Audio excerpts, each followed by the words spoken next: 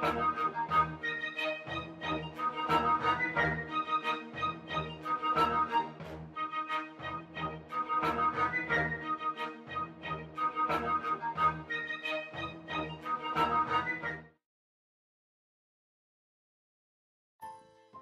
August of 2014, New York City School District was in danger of being taken over by charter corporations.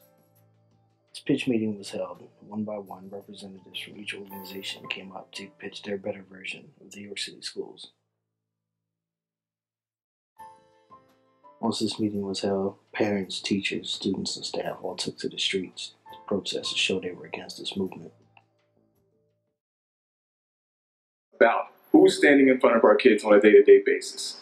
The salaries that will be offered to these teachers that come in here to teach our children will not be comparable to the neighboring school districts. How can my kids compete with that kind of turnover? Because the only teachers that are gonna come in here to educate our kids are teachers that have to be here because they can't find jobs anywhere else. They will lack experience. Right. It will be a stepping stone for them. Right. It's very important that you understand. Local control will be gone.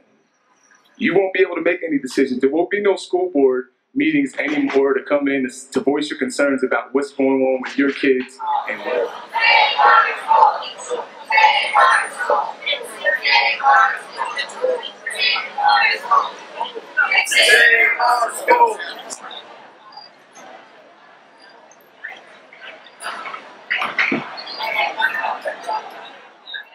The reason why I said it was an experiment, as far as the two charter corporations that we're considering, not we, but the Chief Recovery Officer is considering to take over the school district, is because it's something that has never ever been done before in the state of Pennsylvania. Charter proposals, Mosaica, as well as Charter School USA.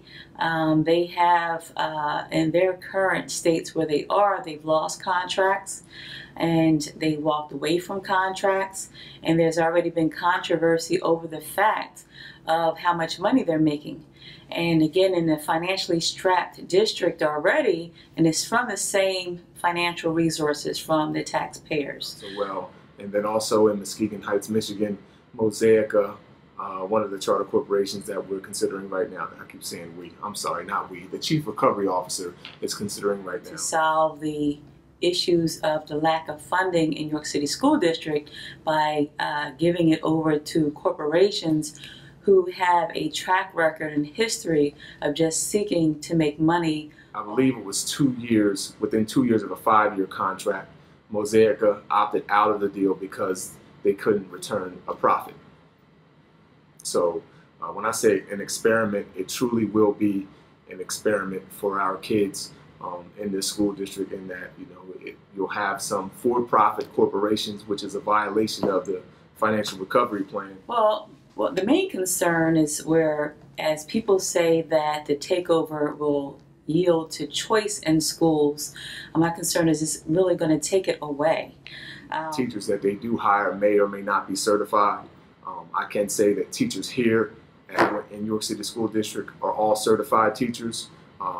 Most of the teachers that work here are highly qualified in their field to teach, so you're getting the best possible staff in place here at the local school district. Some of the plan is, well, they may accept the proposal of charters just taking over one building, one school building, but it's my understanding they're giving preference, and that's why the push is toward 100% charter takeover.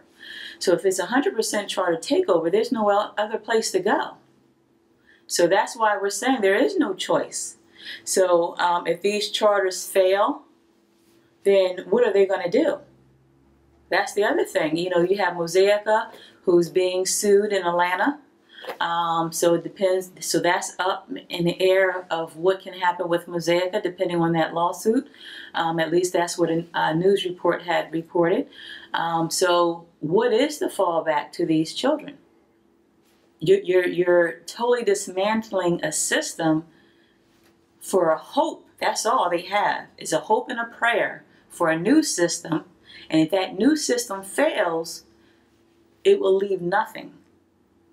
Because it will take time to rebuild, because as you said, once the city school district is terminated, all those teacher contracts are terminated.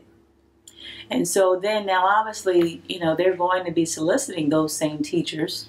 They're going to say, oh, if you care about your students, you'll come work for us for probably about a third of what your prior salary was. Their goal is to come in, sell you whatever it is they're trying to sell you.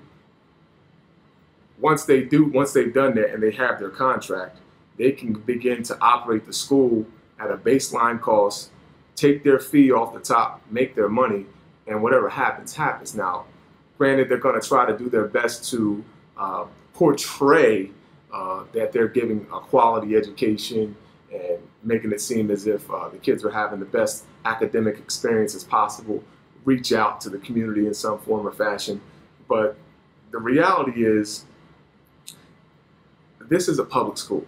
And in a public school, you have employees at various levels, from the non-professionals to the professionals to administrative employees.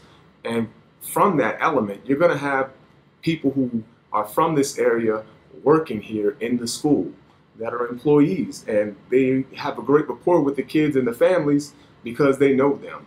It's a very close-knit community, and everybody knows everyone. So it wouldn't be hard for the local staff to be able to have that kind of relationship with the community through some of the programs that are already in place.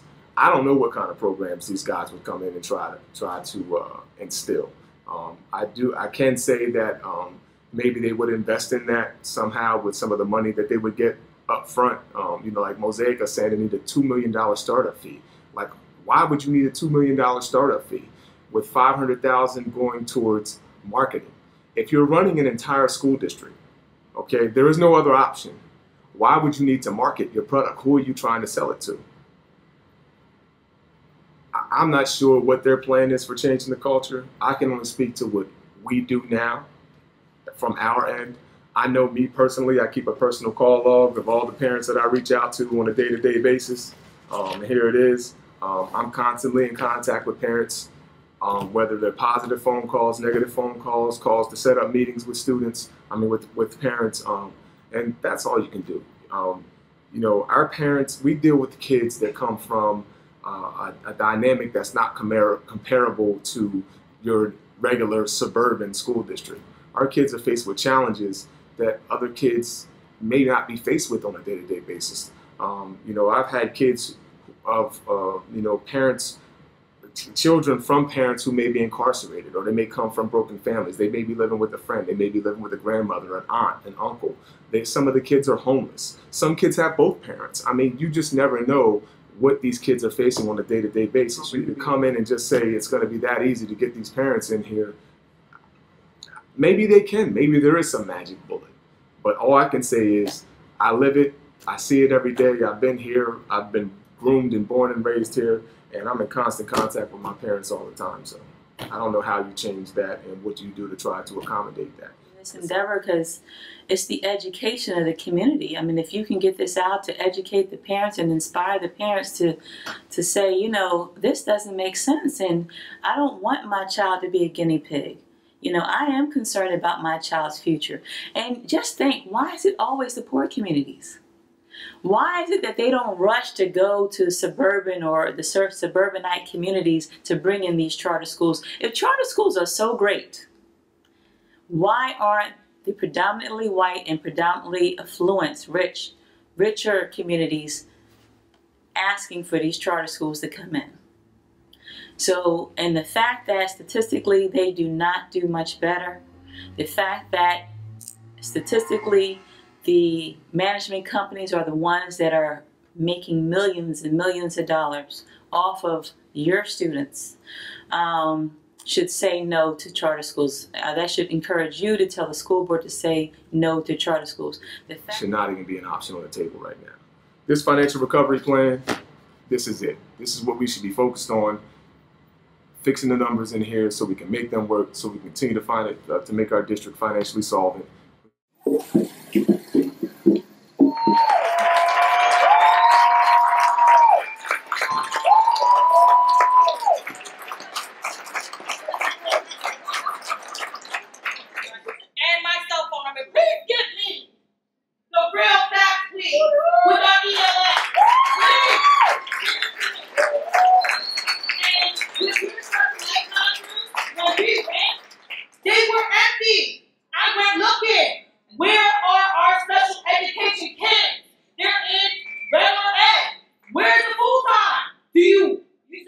pull out, push it. Do you push them out? Are you somewhere else? Because I'm not understanding. Because that's what I needed to see. They cannot accommodate our children. It's sad. It is sad. I went to that trip hoping and praying that I could come back happy. I could sit here and tell our parents, give them some comfort. Yeah, okay. If you say so. Good, kids!